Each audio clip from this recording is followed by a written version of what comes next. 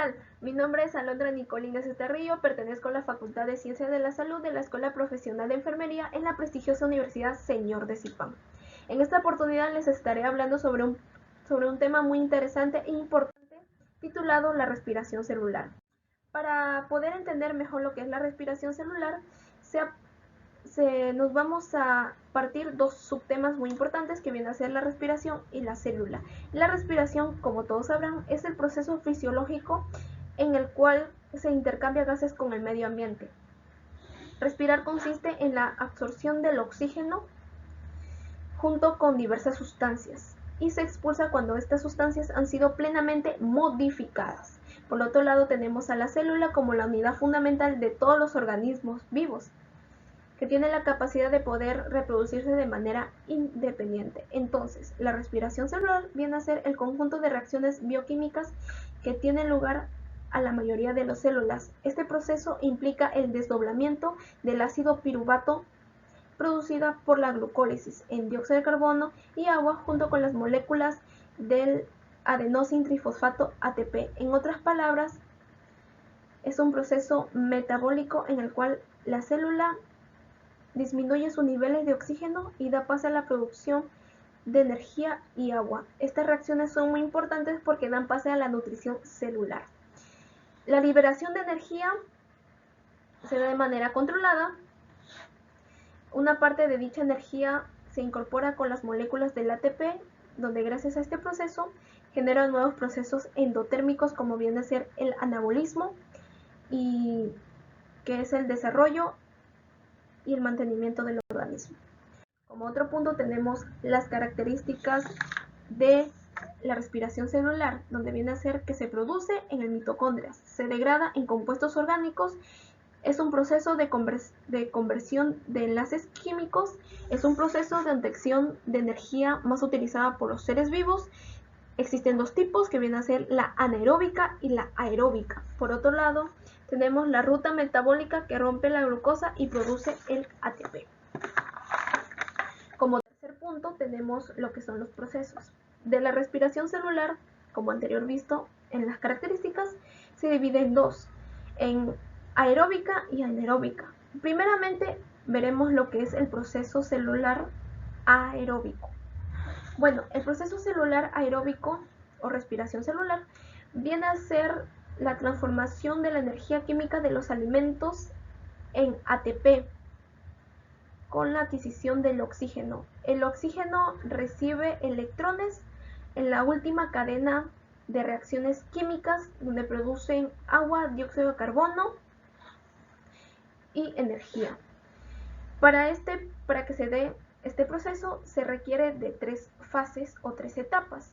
En la primera se va a hablar de la glicólisis, en la segunda del ciclo del ácido cítrico y en la tercera la fosforilación oxidativa. Como primer punto, la respiración celular se da en la ruptura de la glucosa o la glicólisis. Este proceso se da en la citoplasma de las células. Como resultado final de la glicólisis se obtiene 2 ATP, 2 electrones en formas de NADH y 2 moléculas de piruvato. Como segunda fase tenemos el ciclo del ácido cítrico o ciclo de Krebs, que este proceso se da en una serie de 8 reacciones químicas y se realiza en las mitocondrias de las células eucariotas. El piruvato proveniente de la glicólisis o de la glucosa se incorpora en lo que viene a ser este ciclo, como dando resultado lo que viene a ser 3 NADH, 3 dióxido de carbono, un GTP y un FADH. Como tercer y último punto tenemos lo que viene a ser la fosforilación oxidativa, que viene a ser el proceso en el que se da en la cadena de transporte de electrones, que viene a ser el conjunto de proteínas de la membrana de la mitocondria, donde transfiere los electrones del NADH provenientes del ciclo de Krebs. Como resultado final de la respiración celular aeróbica, consiste en 32 ATP por molécula de glucosa. Como segundo punto tenemos al proceso anaeróbico, que se divide en la glucólisis y la fermentación. En cuestión de la fermentación, como podemos observar, existe la láctica y la etanólica o alcohólica.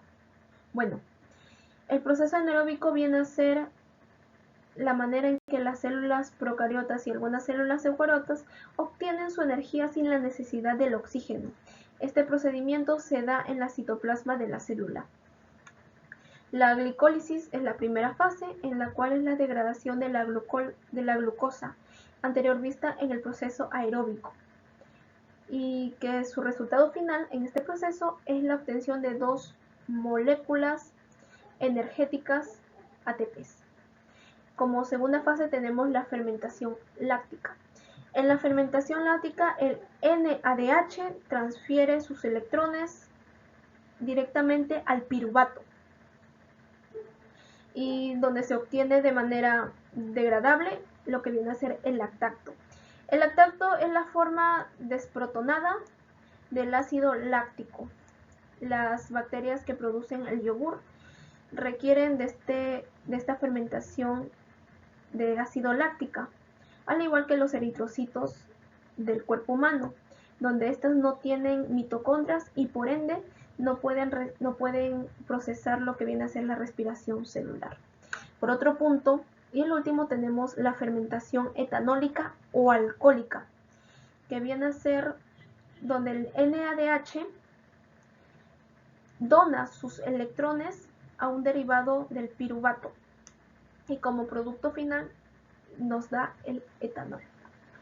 Bueno, amigos, concluimos con este tema muy importante de la respiración celular. Espero que los tomen en cuenta y les ayude en un futuro o actualmente. Nos veremos hasta un próximo video.